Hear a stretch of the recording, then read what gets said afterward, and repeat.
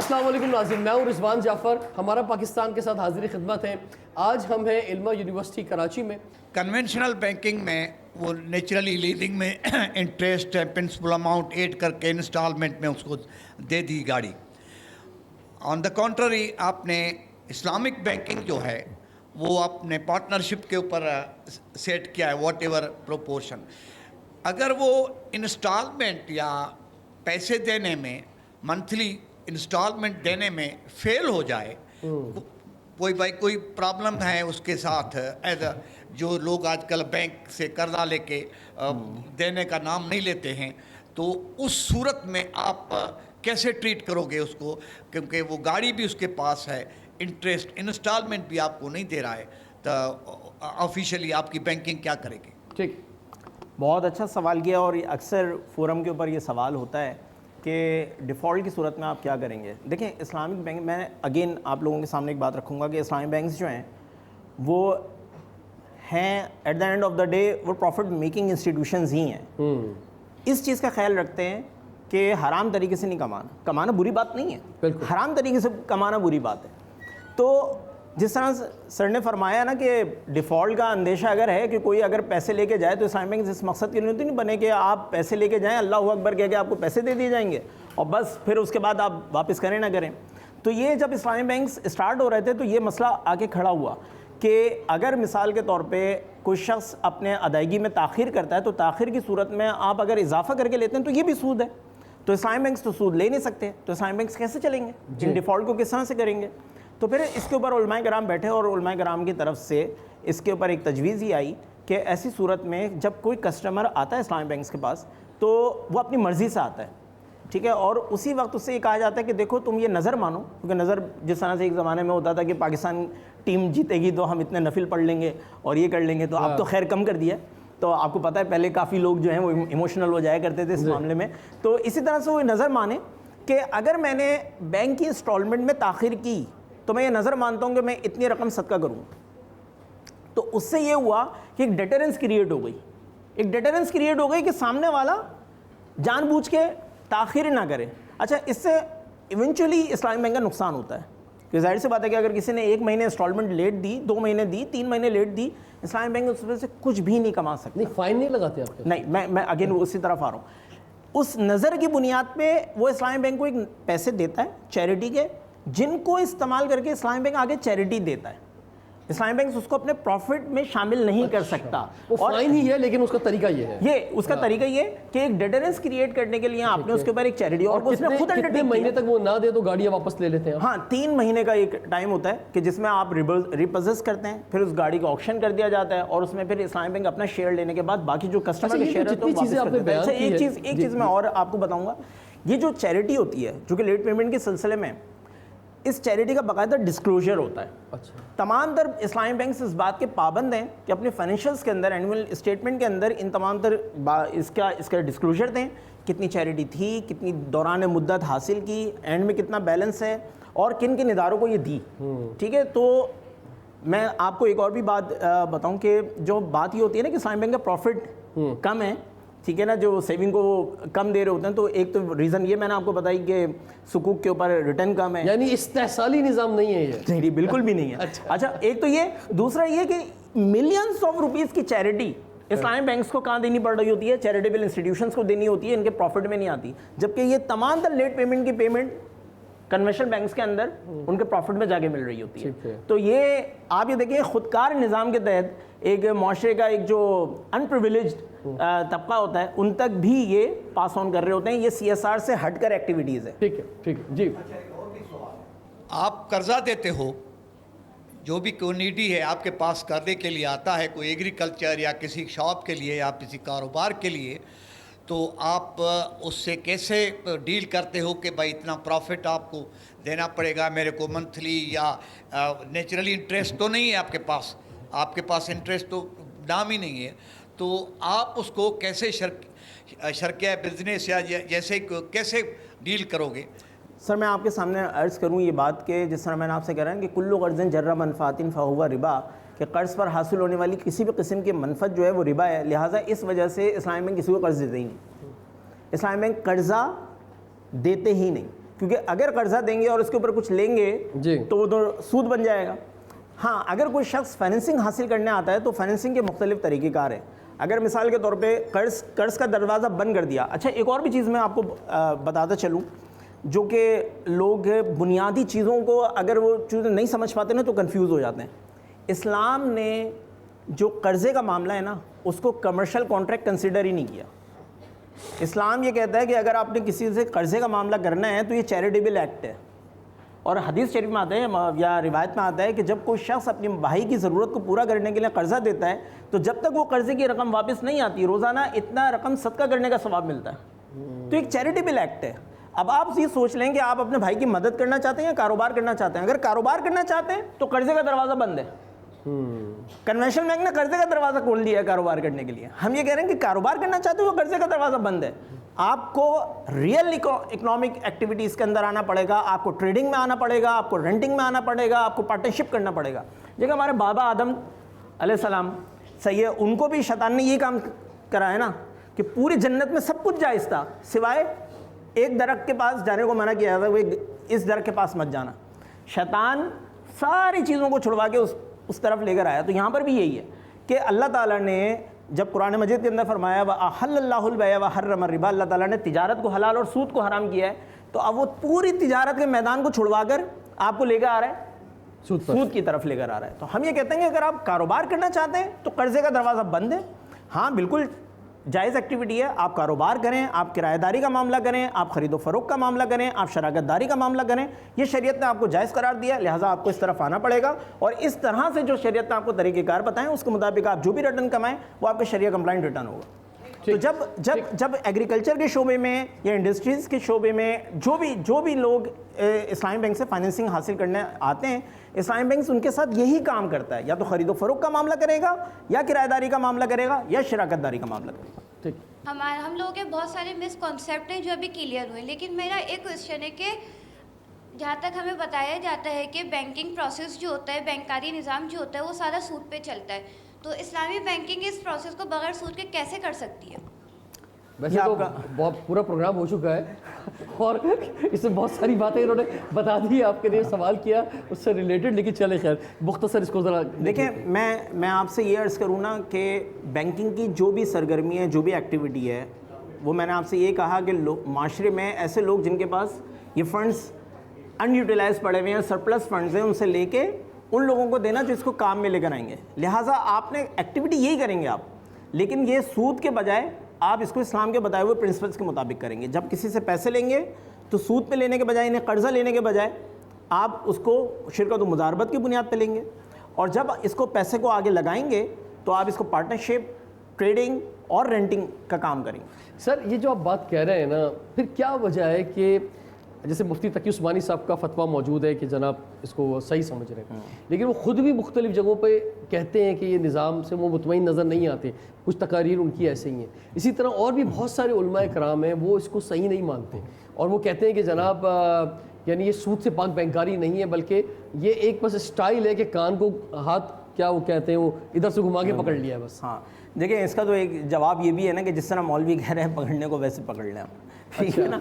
لیکن میں اس کو تھوڑی سی تفصیل چاہوں گا. جی دیکھیں جو اسلام کے اعلیٰ اور عرفہ مقاصد ہیں نا وہ ابھی ہم نے حاصل نہیں کیے, ٹھیک ہے نا.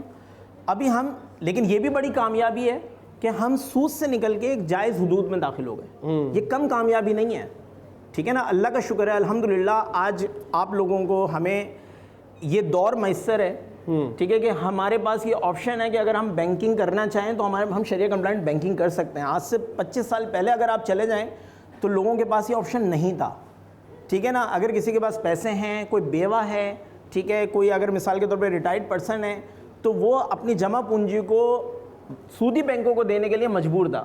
وہ حلال ذرائع اس کے پاس نہیں تھے. تو اللہ کا بڑا فضل ہے, اللہ کا شکر ہے کہ اللہ تعالیٰ نے آج ہمارے پاس ایسے ادارے رکھے ہیں. اچھا میں ایک اور چیز آپ کو بتاتا چلوں, چونکہ میرا ایک ذاتی ایکسپیرینس ہے اس حوالے سے, تو میں اس کو شیئر کرنا چاہوں گا آپ کے پروگرام کے توسط سے.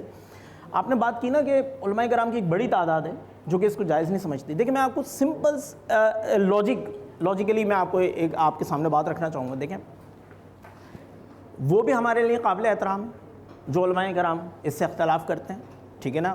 عالم ہیں, عالم دین ہیں, ہمارے یہاں قابل احترام ہیں, لیکن میں آپ لوگوں کے سامنے صرف یہ والی بات رکھوں گا کہ جس طرح سے میڈیکل کے شعبے میں سب ڈاکٹر ہوتے ہیں, لیکن اگر آپ کو دل کی تکلیف ہو تو کبھی بھی آپ آئی اسپیشلسٹ کے پاس نہیں جاتے جی, تو وہ آپ کے دل کے ساتھ جو کام کرے گا نا وہ آپ خود ہی سمجھتے ہیں. اسی طرح سے میں آپ سے کہوں گا کہ ہر فیلڈ کے اپنے اسپیشلائزڈ لوگ ہوتے ہیں. اگر فائنینشیل سائنسز کے حوالے سے بات کریں, اسلامک فائنینس کے حوالے سے بات کریں, تو جس طرح آپ کے دل میں درد ہو تو آپ اس کے اسپیشلسٹ کے پاس جاتے ہیں, تو یہاں پر بھی آپ اسلامک فائنینس کے اسپیشلسٹ کے پاس جائیں, انہی سے جا کے آپ پوچھیں یہ مسئلہ, تو وہ آپ کو بہتر طور پہ گائیڈ کر سکیں گے. تو انفارچونیٹلی ہوتا کیا ہے کہ وہ لوگ جو اس سے اختلاف کر رہے ہوتے ہیں, ایٹ ٹائمز ان کا اسلامک فائنینس میں کوئی رول نہیں ہوتا, کوئی کام نہیں ہوتا, نہ علمی کوئی کام نظر آ رہا ہوتا ہے, نہ کوئی ان کی تحریر نظر آ رہی ہوتی ہے, لیکن آپ ان کو کوٹ کر رہے ہوتے ہیں. تو ایسی صورت میں میرے خیال سے مجھے لگتا ہے کہ آپ رانگ ونڈو کو جو ہے ناک کر رہے ہیں. سیکنڈلی میں آپ کو ایک اور بھی بڑی چیز بتاؤں, 2008 کی بات ہے, جب ایک بڑے مدرسے کی طرف سے اسلامی بینک کے خلاف ایک فتویٰ آیا, اس سے کچھ عرصے بعد میں نے ان کے رئیس دارالفتہ کے پاس میں گیا, ایک اور بھی مدرسے میں وہ بیٹھتے تھے, اور ان سے جا کے تھوڑی سی بات چیت کی. جب کافی دیر ہماری بات چیت ہو گئی تو انہوں نے مجھے ایک جملہ کہا جو کہ میرے لیے بڑا ایک سرپرائزنگ تھا. انہوں نے کہا کہ یہ بات تو ہمیں آپ سے پتہ چل رہی ہے. دین آئی ریئلائزڈ کہ یہ کوئی گیپ ہے. میں آپ کو نام بھی بتا دیتا ہوں, مفتی عبد المجید دین پوری صاحب تھے, بنوئی ٹاؤن کے رئیس دارالفتہ تھے, اور میرا ان سے ایک تعلق تھا. میں ان کے پاس جایا کرتا تھا, اور اس وجہ سے جایا کرتا تھا کہ وہ آئیں, ہم لوگ کس طرح سے بینک اسلامی میں کام کر رہے ہیں. ٹھیک ہے, میرا 20 سال سے جو وابستگی ہے وہ بینک اسلامی کے ساتھ ہے, تو میں نے کوششیں کی ہیں اس گیپ کو کسی حد تک فل کرنے کے لیے, اور وہ کافی حد تک متاثر بھی ہوئے جو چیزیں میں نے ان کے سامنے رکھی تھیں. انفارچونیٹلی پھر اس کے بعد ان کی اسیسینیشن بھی ہو گئی تھی. جی. تو خیر بہرحال یہ ایک میں آپ کو بتا رہا ہوں کہ یہ گیپ کیوں ہے, کیونکہ وہ بہت سارے علماء کرام جو اس متعلق بات کر رہے ہوتے ہیں, لیکن وہ اس نظام کو آئی تھنک صحیح طور پہ انہوں نے سمجھا نہیں ہے. ایک اور میں آپ کو بڑی انٹرسٹنگ چیز بتاؤں, میں چونکہ ایک تعلیمی ادارے میں بیٹھا ہوں تو میں ایک بات کرنا چاہوں گا کہ میں نے ایک ایجوکیشن فائنینس کی پروڈکٹ بنائی تھی. ٹھیک ہے, تو میں اپنے کریئر کے اسٹارٹ کے اندر میں یہ چاہتا تھا کہ کوئی ایسی پروڈکٹ بناؤں جو کہ اسٹوڈنٹس کے لیے ہوں, کیونکہ میں خود بھی اس وقت MBA کر رہا تھا. تو اس وقت جب میں نے پروڈکٹ بنائی تو میں نے یہ سوچا کہ سب سے پہلے میں ایک پروڈکٹ کو بنوئی ٹاؤن بھیجتا ہوں, کیونکہ وہ زیادہ سخت ہیں. تو اگر ایک مرتبہ وہاں سے اپروو ہو گئی تو یہاں سے اپروو ہو جائے گی. کیونکہ مفتی تقی عثمانی صاحب اس وقت بینک اسلامی کے شریعہ بورڈ پہ بھی تھے. تو اتفاق یہ ہوا کہ میں نے جب وہ پروڈکٹ بنا کے بھیجی وہ اپروو ہو, وہ بنوئی ٹاؤن سے اپروو ہو گئی, اوکے ہو گئی. اور پھر اس کے بعد جو ہمارے شریعہ بورڈ کے چیئرمین تھے مفتی تقی عثمانی صاحب, ہم نے پھر ان کے سامنے بھی پریزنٹ رکھا, تو انہوں نے کہا کہ نہیں یہ تو مجھے سمجھ میں نہیں آ رہی. اچھا صحیح ہے نا. تو انہوں نے پھر اس کو ڈکلائن کر دیا اس پروڈکٹ کو, اور انہوں نے جب اپنی کتاب لکھی تو اس پروڈکٹ ان کی جو کتاب تھی اسلامی بینکاری کے جو حق میں لکھی تھی, اس کے صفحے نمبر 45 کے اوپر انہوں نے بنوئی ٹاؤن کے اس استفتاء جو میرا استفتاء تھا اس کا ذکر اور بنوئی ٹاؤن کے فتوے کا بھی ذکر کر کے اپنا پھر اس پر رد لکھا. تو میں آپ کو سمپل یہ بتا رہا ہوں کہ جس زمانے میں ہمارے بہت سارے علماء کرام کے سامنے آج جو صورتحال آ رہی ہیں, مفتی تقی عثمانی صاحب نے ہو سکتا ہے کہ 70-71 کے اندر وہ ساری چیزیں ڈسکس کر کے ختم بھی کر دیں. ٹھیک ہے نا. تو آپ لوگوں سے گزارش یہی ہے کہ جو جس یعنی یوں سمجھ لیں کہ جس ڈسپلن کے اندر جس کیا کام ہے آپ ان کو معیار بنائیں اور ان کی بات کو سامنے رکھیں.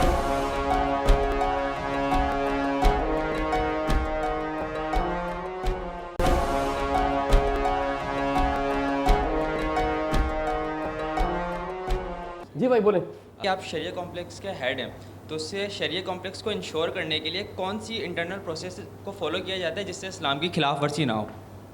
بہت اچھا سوال آپ نے کیا, اور میں اپریشیٹ کروں گا کہ دیکھیں جب تھیوری سے آپ ایگری کر جاتے ہیں کہ یس اسلامی بینکنگ از اوکے فائن, اور اس کی یہ پروڈکٹس ہیں فائن, اس کو انشور کیسے کیا جاتا ہے کہ آپ جو بات بتا رہے ہیں, آپ جو کہہ رہے ہیں وہ آپ ایگزیکیوٹ کر بھی رہے نہیں کر رہے ہیں, آپ کا گورننس کا کیا نظام ہے, آپ کے کنٹرول میکینزم کیا ہے.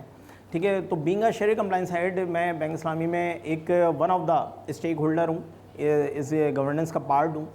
دیکھیں اسٹیٹ بینک آف پاکستان نے 2015 میں پہلی دفعہ ایک بڑا روبسٹ قسم کا جو ایک گورننس اسٹرکچر ہے اسلامی بینکوں کے لیے جاری کیا. اس سے پہلے بھی تھا لیکن ایک تمام تر اسٹیک ہولڈر کے بارے میں بڑی تفصیلی چیزیں جو ہیں اس گورننس اسٹرکچر کے اندر بتائی گئیں. اس کے اندر ultimate responsibility board of director کے اوپر رکھی گئی ہے کہ اسلامی بینکس کو قائم کرنے والوں کی یہ ذمہ داری ہے کہ وہ اس چیز کی پاسداری کریں.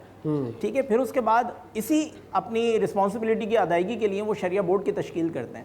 یعنی یہ شریعہ بورڈ کا پورا ایلیجبلٹی کرائٹیریا ہے. اگر وہ یہاں پر چونکہ تفصیل ذکر کرنے کا ٹائم نہیں ہے تو اس جو مفتیان کرام ہیں, ٹھیک ہے, جو کہ کافی اسلامک فائنینس کے حوالے سے کام انہوں نے کیا ہو, ان کو آپ شریعہ بورڈ میں رکھتے ہیں. اس شریعہ بورڈ کے ماتحت جو بھی وہ فتوے دیتے ہیں, یعنی کوئی بھی ایگریمنٹ ہو, کوئی بھی پروڈکٹ ہو, کوئی بھی سروس ہو, بینک کی ہر چیز شریعہ بورڈ میں جا کے وہاں سے اپروو ہوتی ہے. اور جب وہ اپروو ہو جاتی ہے تو اس کی امپلیمنٹیشن شریعہ کمپلائنس ڈپارٹمنٹ کے ذریعے سے ہوتی ہے. شریعہ کمپلائنس ڈپارٹمنٹ چیزوں کو پہلے بھی ریویو کرتا ہے اور اس کے بعد بھی ریویو کرتا ہے انجام پانے کے بعد. اور خدا نہ خواستہ اگر جو طریقہ کار بتایا گیا تھا اگر اس طریقہ کار کے مطابق کام نہیں ہوتا تو اتنی رقم جو بھی آپ نے کمائی ہوتی ہے اس کو آپ صدقہ کر دیتے ہیں, آپ چیریٹی کر دیتے ہیں, اپنی منافع میں سے نکال دیتا ہے اسلامی بینک. ٹھیک ہے. اور اس کا ڈسکلوجر بھی فائنینشیل اسٹیٹمنٹ کے آخر میں آ رہا ہوتا ہے. اس بات کا بالکل خیال رکھا جاتا ہے. پھر یہ شریعہ کمپلائنس ڈپارٹمنٹ کے علاوہ آپ کا انٹرنل شریعہ کا آڈٹ بھی ہوتا ہے. وہی بالکل انڈیپینڈنٹ ایک یونٹ ہے. ایکسٹرنل شریعہ آڈٹ بھی ہوتا ہے جو کہ بینک سے باہر کا ایک ادارہ ہے. اور پھر اسٹیٹ بینک کی خود بھی انسپیکشن ٹیم جو ہے وہ آ کے گائے بگائے اسلامی بینکس کے ان پریکٹسز کا جائزہ لیتی ہے. تو اس طرح سے اگر آپ دیکھیں تو ملٹی ٹیئر لیول پہ ان کی اس چیز کو گورننس کے نظام کو بہتر بنانے کے لیے آپ کے اوپر چیک اور کنٹرول رکھیں کہ جو کچھ آپ کلیم کر رہے ہیں. دیکھیں آج اسلامی بینک میں آپ اپنا اکاؤنٹ اوپن کریں یا کوئی بھی شخص ہے, وہ کیوں آتا ہے؟ وہ اس وجہ سے آتا ہے کہ آپ کا کلیم دیکھ کر آ رہا ہے کہ آپ اس کو حلال کما کے دیں گے. لہٰذا یہ ہمارے اوپر بھی بہت بڑی رسپانسبلٹی ہوتی ہے کہ اس شخص کو جو ہم کلیم کر رہے ہیں اس نے ہم پہ اعتماد کر کے جو ہمارے پاس پیسے رکھوائے ہیں, لہٰذا آگے ہم اس کو ایسے کاموں میں لگائیں اور اس کو حلال ریٹرن کما کے دیں. اس مقصد کے لیے ہم اپنی طرف سے پوری کوشش کرتے ہیں. لیکن ظاہر سی بات ہے انسان ہے, انسان ہونے کے ناطے کہیں غلطیاں بھی ہو جاتی ہیں, اور جیسی وہ غلطی سامنے آتی ہے تو اتنی رقم جو ہوتی ہے وہ ہم صدقہ کر دیتے ہیں, اپنے منافع میں سے نکال دیتے ہیں. Thank you so much. Thank you. Excellent. جی میرا بھائی کریڈٹ کارڈ یوز کرتے ہیں تو میں سیٹسفائی نہیں ہوں اس سے, کیونکہ جو اس پہ اسلامک بینک کا کریڈٹ کارڈ ہے اس پہ جو لیٹ فیس جاتی ہے, لیٹ سے سود کی سمپل ڈیفینیشن ہے اگر میں نے 100 روپے لیے ہیں تو ریٹرن میں 100 ہی دوں گا. ٹھیک. بٹ جو آپ نے سے چیریٹی کا کہا اس میں مجھے 102 دینے پڑے, تو from my side its interest یہ اس سے زیادہ ہیں جتنے میں نے پیسے لیے تھے, تو یہ انٹرسٹ میں نہیں شمار ہوتا. What do you guys think about it? اچھا سوال ہے. دیکھیں میں اس پہ یہی عرض کروں گا کہ جو ایک ڈائلیما رہا ہے ہمارے تعلیمی اداروں کے ساتھ بھی, اور اگر میں معاشرے کے کسی 60 سال 65 سال کے فرد سے بھی اگر میں پوچھوں تو یہ تو سب کو پتہ ہوتا ہے کہ سود حرام ہے, لیکن جب ان سے پوچھا جائے کہ سود ایکچولی ہے کیا تو اس حوالے سے وہ کچھ بتا نہیں پاتے. تو یہ انفارچونیٹ ہے ہمارے لیے, کیونکہ گناہوں میں بدترین گناہ سود ہے اور لوگ اسی کے بارے میں نہیں جانتے کہ, اور آج کل کنفیوژن کے شکار ہیں کہ سود ایکچولی ہے کیا. جب اسلامی بینکنگ کا آغاز ہونے لگا تھا, یا پھر اس سلسلے میں جب سپریم کورٹ کا بھی جب ورڈکٹ آیا تھا, اس زمانے میں پہلے کنفیوژن سب سے پہلے اسی حوالے سے شروع کی گئی تھی کہ سود کیا ہے. ٹھیک ہے. پھر اس کے بعد جب انہوں نے دیکھا کہ چلیں ٹھیک ہے اب تو یہاں پر دال نہیں گلنے والی اور سود سے متعلق کنفیوژن کو اب ہم نہیں پھیلا پا رہے, تو پھر انہوں نے کہا کہ اسلامی بینکنگ ممکن نہیں ہے, یہ وائبل نہیں ہے. جی. اور جب اسلامی بینکنگ ہو گئی اور پروفیٹیبل ہو گئی تو ابھی انہیں لوگوں کو یہ پرابلم ہی ہو رہی ہے کہ اسلامی بینک پروفٹ اتنا کیوں کما رہے ہیں. تو یہ لوگ جو ہے نا کبھی بھی مطمئن نہیں ہو سکتے اس طرح کے. اب میں آپ کہوں گا آپ کے سوال کی طرف, چونکہ آپ کے سوال میں یہ والی بات تھی کہ سود ایکچولی ہے کیا, تو ہمیں پہلے اس کو سمجھنے کی ضرورت ہے. دیکھو کریڈٹ کارڈ اگر کوئی اسلامی بینک جاری کر رہا ہے تو وہ آپ کے ساتھ کوئی قرضے کا معاملہ نہیں کرتا, وہ آپ کے ساتھ کوئی ٹریڈنگ کا معاملہ کرتا ہے. اور ٹریڈنگ میں جس طرح آپ کے گھر کے قریب کوئی بھی بیکری والا آپ کو جب بریڈ بیچتا ہے تو آپ کو ٹریڈ کر رہا ہوتا ہے, اس کے اوپر اپنا نفع بھی رکھ رہا ہوتا ہے. لہٰذا وہاں پر ضروری نہیں ہے کہ جتنے کی اس نے بریڈ صبح حاصل کی تھی اتنے کی آپ کو دے دے, وہ اپنا پروفٹ رکھ کے ہی آپ کو بیچ رہا ہوتا ہے. تو جس طرح اس کے لیے پروفٹ رکھنا جائز ہوتا ہے, لہٰذا اسلامی بینک بھی جو ٹریڈنگ ایکٹیویٹی کر رہے ہوتے ہیں اس میں اپنا پروفٹ رکھ کے لیں گے. تو لہٰذا آپ یہ ہرگز نہ سمجھیں گے آپ جب بھی کسی سے 100 روپے لیں گے اور اس کے اوپر 2 روپے اضافی دے رہے ہوں گے تو ہمیشہ وہ سود ہوگا. سود ہمیشہ قرضے کے معاملے میں ہوتا ہے اور وہ پہلے سے مشروط اضافہ ہوتا ہے. جب یہ دونوں چیزیں جمع ہو جاتی ہیں تو معاملہ سود کا بنتا ہے. انفارچونیٹلی ہمارے ملک کے ٹیکس کے بڑے جو کنسلٹنٹ ہیں یا اکانومسٹ ہیں वो अभी तक इन चीज़ों को नहीं समझ पाए, और शायद वो इसी वजह से नहीं समझ पाए कि वो एक आइसोलेशन में रहते हुए चीज़ों को देख रहे होते हैं। लेकिन जो इस्लाम की तालीमात हैं, जो दीन का हमारी जो टीचिंग्स हैं, उनको वो बलाए ताक रखते हुए इन चीज़ों को देखते हैं, इस वजह से उनको कन्फ्यूजन रहती है और वो इस कन्फ्यूजन का शिकार होने की वजह से इन दोनों चीज़ों को एक ही समझ तो रहे हैं। क्रेडिट कार्ड में जो एक्स्ट्रा अमाउंट देनी पड़ रही है आपको, आप क्या कह रहे हैं वो क्या है? वो एक ट्रेडिंग का है। देखें, क्रेडिट कार्ड का मैं थोड़ा सा स्ट्रक्चर यहाँ पर बता देता हूँ, क्योंकि ये बिल्कुल अभी एक न्यूली एक प्रोडक्ट है और सिर्फ एक ही बैंक की तरफ से जारी की गई है। उसमें वो ये करते हैं कि आपको एक म्यूचुअल फंड के जो यूनिट्स होते हैं, ठीक है, वो आपको सेल कर देते हैं डेफर्ड पे, ठीक है। और मिसाल के तौर पर उन्होंने 100 रुपये के म्यूचुअल फंड के यूनिट्स लिए और आपको 110 रुपये के सेल कर दिए 1 साल के उधार पे। आप जाके उन्हीं यूनिट्स को मार्केट में लिक्विडेट करते हैं और 100 रुपये हासिल कर लेते हैं, ठीक है ना। ये तवर्रुक की एक प्रोडक्ट है, एक अरेंजमेंट है जिसकी बुनियाद पर वो करते हैं। तो इसमें हम ये देखें तो ये उनके दरमियान कोई कर्जे का मामला नहीं होता, बल्कि वो सेल परचेज हो रही होती है और म्यूचुअल फंड के यूनिट्स होते हैं। और अगर वो इस्लामिक म्यूचुअल फंड के यूनिट हैं तो बिल्कुल ये जायज़ है, इसको सेल परचेज किया जा सकता है। हमारे पास मुदारका है, मुशारका है, इसी तरह हिजारा, ये एक बहुत लंबा टॉपिक हो जाएगा। आई वुड सजेस्ट कि आप एक चीज़ पे कंक्लूड करें। हमें इस्लाम भी और इस्लामिक बैंकिंग भी 4 चीज़ों पे ना फोकस देती है: करेंसी, ट्रेड, कमोडिटीज़ और सर्विस। इस्लाम क्यों करेंसी को फोकस नहीं देता है, किस रीज़न की वजह से? तो अगर आप ये चीज़ बता देंगे तो सबको मेरे ख्याल से एक्सप्लेनेशन भी मिल जाएगी। अच्छा सवाल है आपका। और बेसिकली जो करेंसी होती है, ये इस्लाम इसको एक मीडियम ऑफ एक्सचेंज के हैसियत से जानता है, इसको कमोडिटी ट्रीट नहीं करता। जो कन्वेंशनल बैंक्स होते हैं वो करेंसी को कमोडिटी कंसीडर करते हैं। लेकिन चूँकि करेंसी जो है वो बजाते खुद आप किसी इस्तेमाल में नहीं लेकर आ सकते, ठीक है ना। आप उसको खा के अपना पेट नहीं भर सकते, ठीक है। आप उसको इस्तेमाल करके जो है वो एक जगह से दूसरी जगह सफ़र नहीं कर सकते। उसके एवज़ में आप कुछ चीज़ हासिल करेंगे और भूख मिटाएंगे, उसके एवज़ में कोई चीज़ ऐसी हासिल करेंगे और एक जगह से दूसरी जगह सफ़र करेंगे। तो कमोडिटी जो होती है वो डायरेक्टली आप इस्तेमाल कर रहे होते हैं, जबकि करेंसी जो होती है वो मीडियम ऑफ एक्सचेंज होती है। तो इस्लाम ने चूँकि इसको कमोडिटी कंसिडर नहीं किया, लिहाजा इसको ट्रेड का ज़रिया बनाना और इसके ऊपर एक्सेस चार्ज करना यह अलाउ नहीं।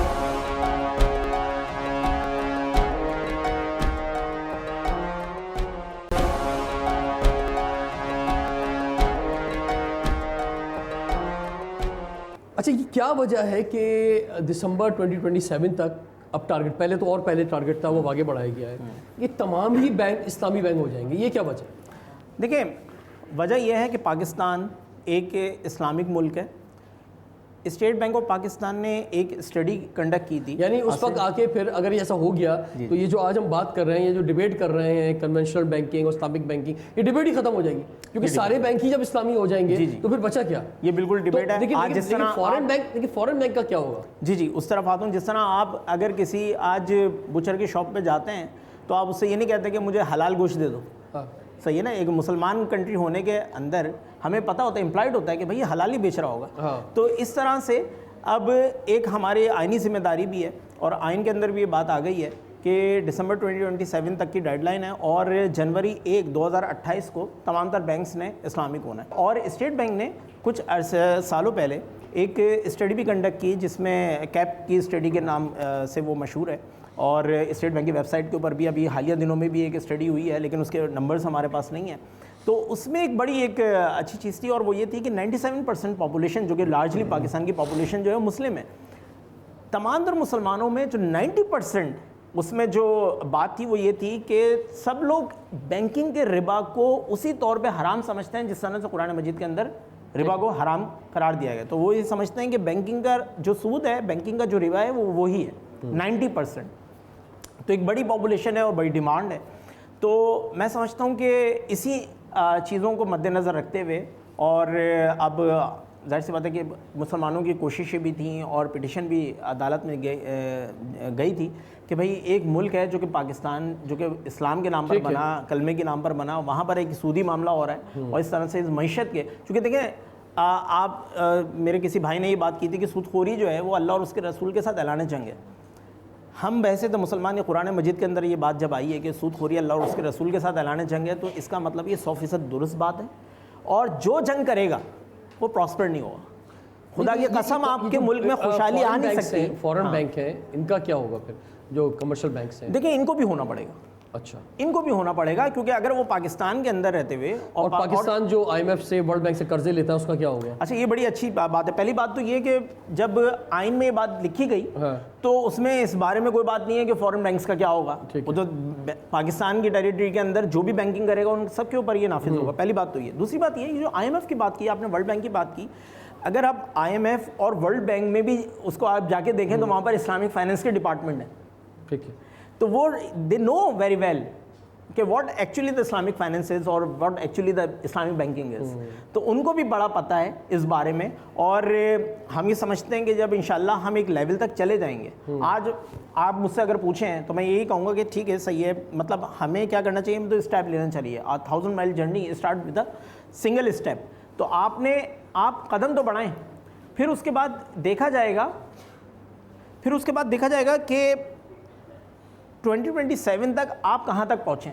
ठीक है, सही है ना। एक काम होता हुआ नज़र आना चाहिए, आपकी कोशिशें नज़र आनी चाहिए, आपकी एक विलिंगनेस नज़र आनी चाहिए। अगर आप आ रहे हैं तो जाहिर सी बात है कि 2027 हो सकता है 2028 हो जाए, अदालत से आपको थोड़ी सी यानी बात तो कर सके ना आप, उसके लिए आपको कुछ सामने पेश करना पड़ेगा। मिसाल के तौर पे एक साहब हैं, वो कुछ भी नहीं कर रहे या गवर्नमेंट कुछ भी नहीं कर रही, और फिर आखिर में आके कहते हैं हमें कुछ और वक्त दे दें, तो ये मेरे ख्याल से मुनासिब बात नहीं है। आपकी तरफ से कोशिश नज़र आनी चाहिए, और at the end of the day अगर तमाम तर चीज़ों के बाद आप IMF के पास जाते हैं और वर्ल्ड बैंक के पास जाते हैं, तो मुझे लगता है यहाँ पर भी इंशाल्लाह अल्लाह ताला कोई रास्ते बना देता है। यानी एक कुरान मजीद के अंदर है, जो अल्लाह ताला से डरता है अल्लाह ताला उसके लिए रास्ते खोल देता है।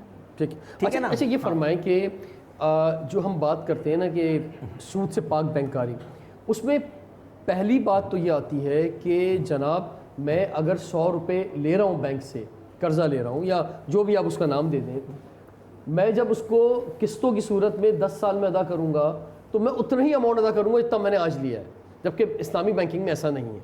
ठीक है, उसमें एक जिस तरह कमर्शियल बैंक के अंदर एक आप प्रॉफिट दे रहे होते हैं, इधर भी आप प्रॉफिट दे रहे होते हैं, लेकिन उसकी टर्म्स बदल जाती हैं, उसका रास्ता बदल जाता है, पार्टनरशिप हो जाती है, इन्वेस्टमेंट हो जाती है, ये मुख्तलिफ नामों का देखें। लेकिन क्या ये मुमकिन है कि ऐसा हो सके कि जनाब जो एग्जैक्ट अमाउंट लिया है वही एग्जैक्ट अमाउंट में वापस करूँ?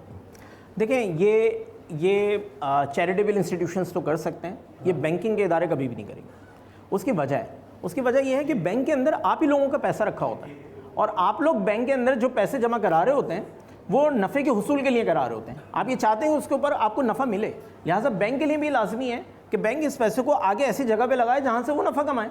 तो अगर मिसाल के तौर पे बैंक ने आगे ऐसे पैसे दे दिए और वहाँ से नफ़ा हासिल नहीं किया, तो अपने डिपॉजिटर्स को अपनी जेब से तो नफ़ा नहीं देना। तो लिहाजा ये कोई बिजनेस मॉडल नहीं बनेगा। बिल्कुल, बैंक चलाने हैं, बैंक की वेन्यूज़ हैं, स्पेसेस हैं, एम्प्लॉयज़ हैं, ये सारा एक्सपेंडिचर है, वो कहाँ से आएगा? देखिए, एक्सपेंडिचर भी, और दूसरी बात है कि आपने अपने डिपॉजिटर्स को भी नफ़ा देना है। हाँ। आप ऐसा कैसे कर सकते हैं कि आप आगे तो पैसा दे दें और जितना दिया है उतना ही आप ले लें, और अपने डिपॉजिटर्स को अपने ओन पॉकेट से देंगे? कहाँ से देंगे? ठीक है, चलें, आप ये एक तो इंटरेस्ट का जो मामला है, जिसका नाम आप कुछ और कह रहे हैं कि जनाब हमें प्रॉफिट दे रहे हैं हम बैंक्स को, कम से कम ये उम्मीद तो रखें कि ये परसेंटेज कम हो जाएगी। उसका ताल्लुक खैर आपसे नहीं है, वो ज़ाहिर बात है गवर्नमेंट से है। पहले हम 29%, 30% तक हम दे रहे थे पिछले दिनों, 22%, फिर अभी 11% ना हो गया है, अब 11 में भी वो 13-14% हो जाते हैं। अभी इस वक्त करंट जो है, हम तरक्की याफ्ता ममालिक में देखते हैं कि वहाँ पे है तो सूद, लेकिन है कम। देखिए, मैं आपको 3%, 4% पे वहाँ पे चीज़ जो है मिल जाती है, और लोगों की ज़िंदगियों में बैंक शामिल है बहुत ज़्यादा। मैं इसको आपको थोड़ा सा ना तवज्जो दिलाऊंगा। ये मिसकंसेप्शन है। सूद यानी परसेंटेज इन इट सेल्फ हलाल हराम नहीं होती। यानी अगर आप मिसाल के तौर पे सूद 1% के हिसाब से लें तो भी वो सूद है, अगर आप 22% के हिसाब से लें तो भी वो सूद है। ठीक है, वो दोनों सूरतों में हराम होगा। ऐसा हरगिज़ नहीं है कि आप ज़कात की शरह के हिसाब से अगर आप सूद लेना शुरू कर दें तो वो हलाल बन जाएगा, ऐसा नहीं है। परसेंटेज हलाल हराम नहीं होती। हलाल हराम प्रोसेस की बुनियाद के ऊपर फिर वो चीज़ें डिक्लेयर होती हैं कि आपका एक तो पर्पस क्या है और उसको किस तरीके कार के तहत आप उसको अंजाम दे रहे हैं। इसकी बुनियाद पे हलाल और हराम का ताल्लुक होता है, परसेंटेज से हलाल और हराम का ताल्लुक नहीं होता। परसेंटेज ही तो मैटर करती है कि लोग नहीं, मैं आपको एक बात, बैंक नहीं आ पा रहा, नहीं, बैंक नहीं आ पा रहा लोगों की जिंदगियों में। ये बात आप कह सकते हैं कि एक देखें, ये चीज़ें चलती हैं डिमांड और सप्लाई के गेम से। जिस तरह सैलरीज होते हैं, वेजेस होते हैं, चीज़ों के प्राइसेस होती हैं। मैं आपको एक रिवायत बताऊं कि नबी करीम सल्लल्लाहु अलैहि वसल्लम के सामने जब ये सूरत आई कि अशिया की प्राइसेस का तयन फरमा दें, तो मफहूम है। हाँ। तो आपने फरमाया कि अशिया की प्राइसेस का तयन अल्लाह ताला खुद फरमा देते हैं। اللہ تعالیٰ نے طلب و رسد کی قوتیں رکھی ہیں. اکنامک کا ایک کانسیپٹ ہے ڈیمانڈ سپلائی, تو کسی بھی حوالے سے جب وہ ڈیمانڈ سپلائی جہاں پر ایکولیبریم ہوتا ہے وہ چیزیں پرائزز طے ہوتی ہیں. جب ایک روایت آتی ہے کہ حضرت ابراہیم علیہ السلام کو جب آگ میں ڈالا گیا تو ایک چڑیا تھی اپنی چونچ میں پانی لے کر اس آگ کو بجھانے گئی, تو اس سے جب پوچھا کہ اس سے کیا ہوگا, آگ تو نہیں بجھے گی, تو اس نے کہا کہ رزلٹ تو اللہ کے ہاتھ میں ہے. تو اس نے کہا کہ نہ بجھے, لیکن قیامت کے دن میرا شمار آگ بجھانے والوں میں ہوگا, آگ جلانے والوں میں نہیں. تو آج ہم اگر اسلامک بینکنگ کر رہے ہیں یا اپنی کوششیں کر رہے ہیں تو الحمدللہ ہمیں نہیں پتہ کہ نتیجہ کیا ہوگا. 2027 تک 100% ہوگی, 2030 تک ہوگی, 2035 تک ہوگی, آئی ڈونٹ نو. لیکن ہم یہ چاہتے ہیں کہ ہمارا آپ کا یا جو بھی معاشرے کے جو لوگ ہیں کم از کم ان کا شمار سود کے خلاف ہو, سود کے ساتھ نہ ہو. کیونکہ جس طرح ہم بات کرتے ہیں کہ سود خوری اللہ اور اس کے رسول کے ساتھ اعلان جنگ ہے, تو یاد رکھیے گا جنگ دو فوجوں کے درمیان ہوتی ہے. تو اب آپ کے اوپر میسر ہے کہ آپ کس فوج میں داخل ہو جائیں. آپ اس فوج میں داخل ہو جائیں جو کہ اللہ اور اس کے رسول کی فوج ہے, یا اس فوج میں خدا نہ خاصہ داخل ہو جائیں جو کہ اللہ اور اس کے رسول کے خلاف جو ہے وہ اعلان جہاد یا اعلان جنگ کی ہوئی. تو اس چیز سے بالکل بچنا چاہیے کسی بھی کیپیسٹی کے اندر رہتے ہوئے. جو اسلامی بینک سے وابستہ ہیں وہ بھی, اور جو نہیں بھی وابستہ کسی نہ کسی انڈائریکٹ وے میں, تو اپنا اکاؤنٹس, اپنی بینکنگ, اب یہ سب اسلامی بینک کے ساتھ کریں. دیکھیں کمی کوتاہیاں ہوتی ہیں, ہم بھی کوشش یہ کر رہے ہیں کہ اس میں جس حد تک امپروومنٹ لے کر آئیں. لیکن آج سودی نظام کے برعکس ہمارے پاس جو نظام ہے وہ اسلامی بینکنگ کی صورت میں ہی ہے. اللہ کرے آگے چل کے اگر کوئی اور نظام آتا ہے ہم اس پہ شفٹ ہو جائیں گے, لیکن آج جو ہمارے پاس آلٹرنیٹیو اویلیبل ہے وہ اسی صورت میں. تو ہم نے آپ نے سب نے مل کر جو ہے وہ اس کا ساتھ دینا ہے اور اس کو آگے پروان. بہت زبردست, thank you very much, thank you.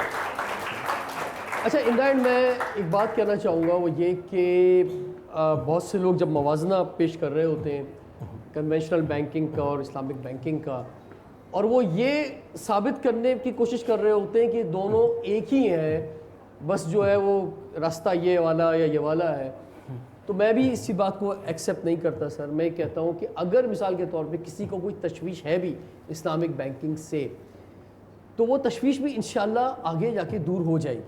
کم سے کم ہم نے قدم تو رکھا ہے سود سے پاک بینکاری کی طرف, سود سے نفرت کی طرف, سود کے مکمل خاتمے کی طرف ہم نے قدم تو رکھ دیا ہے. اسلامک بینکنگ ہمارے سامنے موجود ہے, اور اگر اس کو کسی کو اس میں کوئی پرابلم نظر آتی ہے تو جناب ابھی ہم کوئی فائنل رزلٹ پہ نہیں پہنچے, ابھی تو ہم ایک پروسیس کے اندر ہیں. جی ابھی تو ایک رستے کے اندر ہے. 25 سال 30 سال پہلے تو یہ بھی نہیں تھا, آج کم سے کم ہم اس طرف آ تو گئے ہیں, تو ہم ایک رستے پہ آ گئے ہیں. اور انشاءاللہ علماء کرام کے مشوروں کے ساتھ, عوام الناس کے مشوروں کے ساتھ, ایکسپرٹس جو ہیں ٹیکنیکل ایکسپرٹ جو ان کے مشوروں کے ساتھ, حکومت کے ساتھ, یہ سب چیزیں ملا کر جو ہے اگر کہیں کوئی چیز کمی ہے, کہیں کوئی پرابلم ہے, تو مجھے امید ہے کہ جیسے ہم اس پروسیس کو آگے بڑھتے چلے جائیں گے تو اگر کوئی اگینسٹ میں اسلامی بینکنگ کے سوالات بھی ہیں تو وہ بھی ختم ہو جائیں گے. اور پھر ہم جو ہے انشاءاللہ تعالیٰ وہ وقت دیکھیں گے کہ چاہے قرضہ اوپر جو ہم لے رہے ہوتے ہیں, ابھی ہم سود پہ قرضے لے رہے ہوتے ہیں IMF سے, ورلڈ بینک سے, اور ملک کا بڑا بجٹ جو ہے ادھر جا رہا ہوتا ہے سود کی ادائیگی کے اوپر, اس سے بھی ہم نجات حاصل کریں گے. اور یہاں پر ایک مکمل جو ہے کسی بھی اختلاف کے بغیر, جو اگر کوئی سوال ہے اس کے بغیر جو ہے مکمل اسلامی بینکنگ چل رہی ہے. جی بالکل, تھینک یو ویری مچ, بہت بہت شکریہ. رضوان جعفر کو اجازت دیجیے, دیکھتے رہیے پروگرام ہمارا پاکستان.